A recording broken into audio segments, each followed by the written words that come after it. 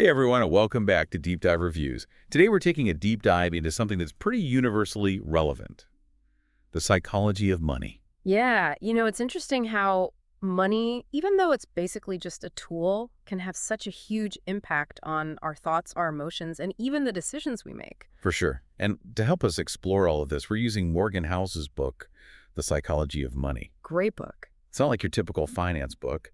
It's more like a look into how our minds work when we think about and deal with money. Totally. Housel uses all these real-life stories and examples to show how our experiences, biases, and even our backgrounds can really shape how we see money. So one of the first things that really stood out to me was Housel's idea that we're all kind of new to this whole money thing. For most of human history, things like investing, retirement planning, all that stuff, we're pretty foreign concepts.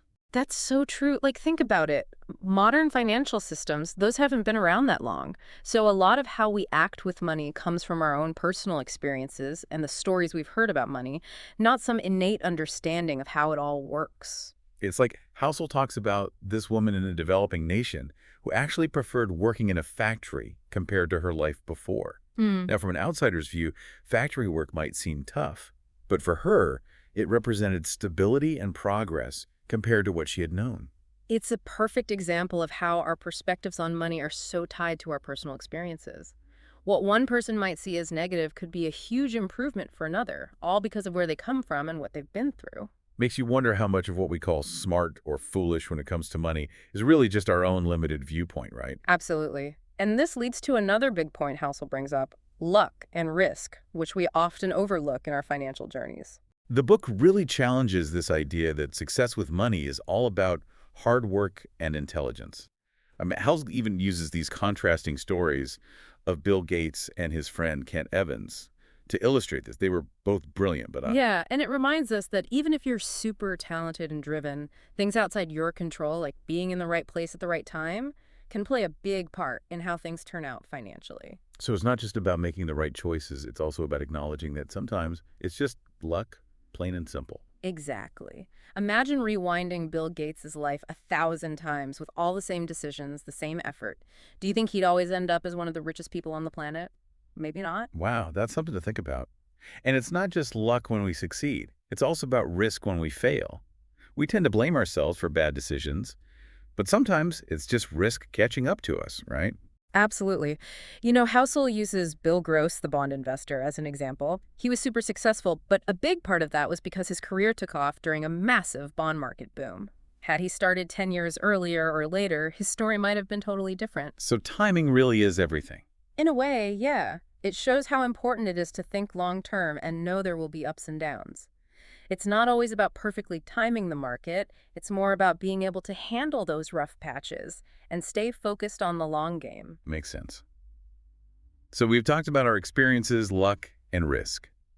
What else should we consider? Well, even with all of that, there's this incredible force that can really help us, especially when it comes to investing. Compounding. Well, yeah, Housel calls it magic, but for me, compounding always sounds like it takes a lot of patience. Patience is key. Think of compounding like a snowball rolling down a hill. It starts small, but as it rolls, it gets bigger and bigger. With money, it's similar. Small amounts, invested regularly and given enough time, can grow massively. That's where Warren Buffett comes in, right? Exactly. Buffett started investing when he was young, and that's a major reason for his huge fortune, the time his wealth has been compounding. He even compares Buffett to Jim Simons, a hedge fund guy known for his crazy returns. Simons actually had much higher yearly returns than Buffett, but he started investing later. So even with better returns, Simons' wealth is still way smaller than Buffett's, all because Buffett had more time in the market. Well, that's a pretty strong argument for starting to invest as early as possible. For sure. The earlier you start, the more time that snowball has to roll and grow. Time, patience, compounding. Got it.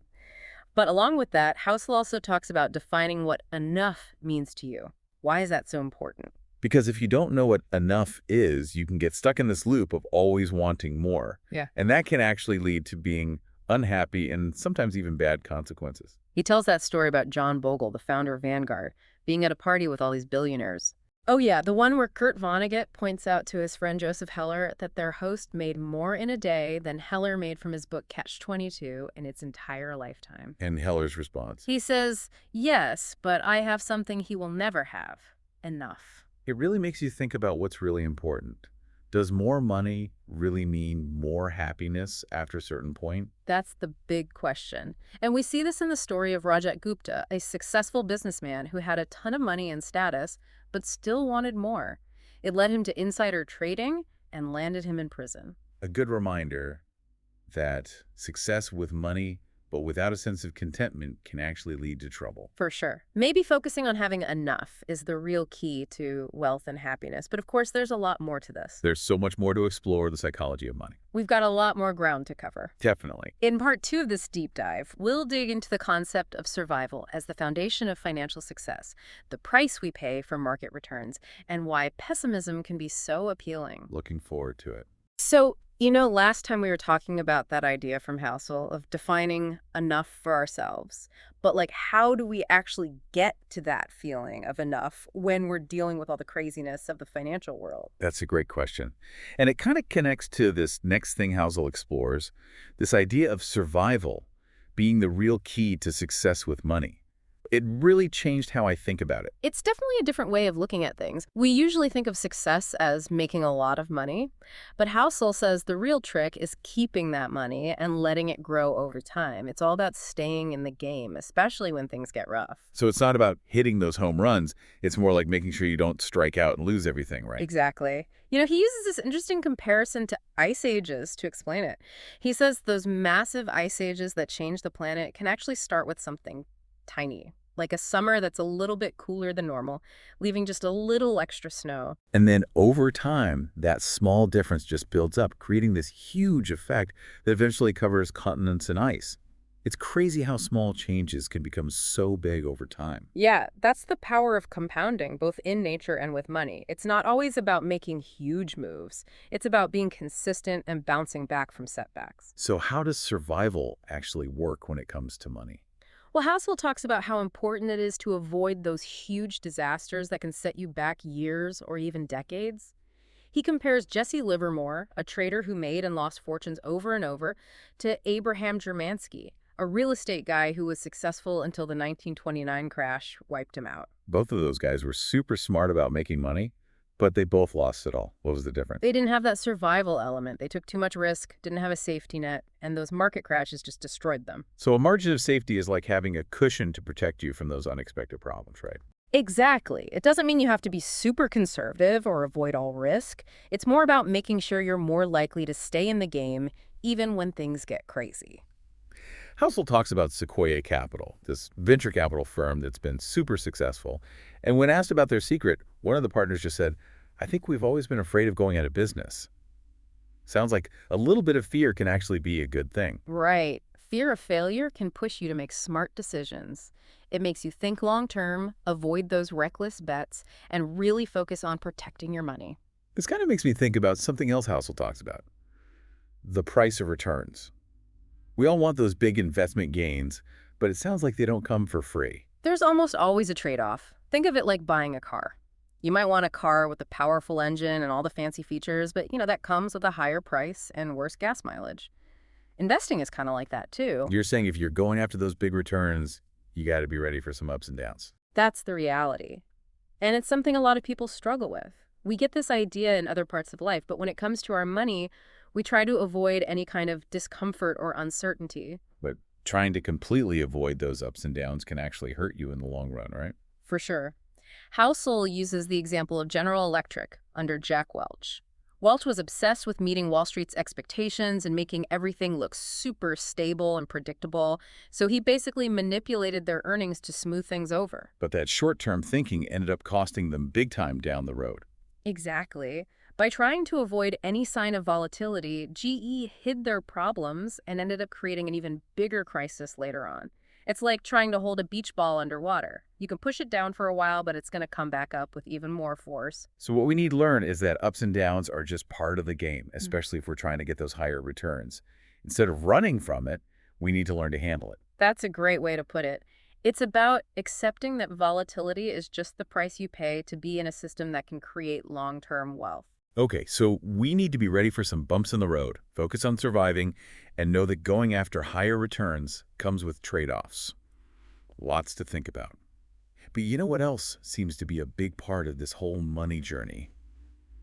Pessimism. Why do we always focus on the bad stuff, especially with money?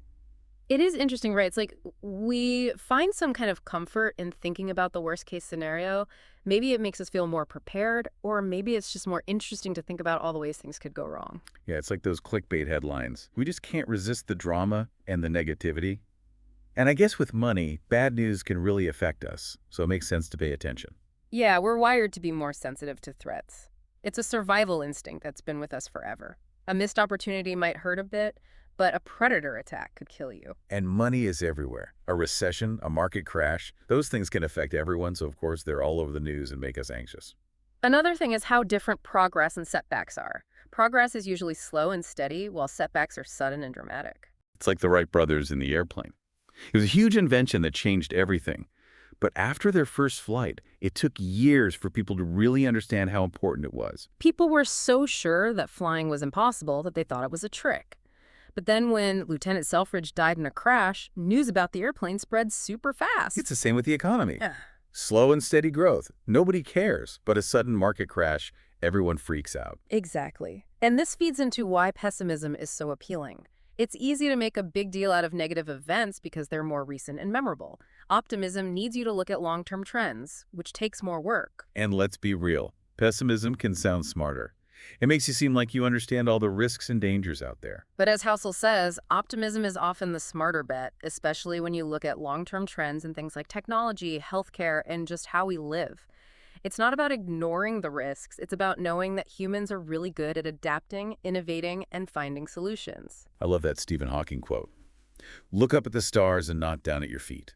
Try to make sense of what you see and wonder about what makes the universe exist. Maybe a bit of optimism and wonder is exactly what we need, especially when it comes to something as complex and often scary as money. I think you're right. But speaking of making sense of what we see, let's move on to something that really shapes how we make decisions about money: the power of narratives. Welcome back to Deep Dive Reviews.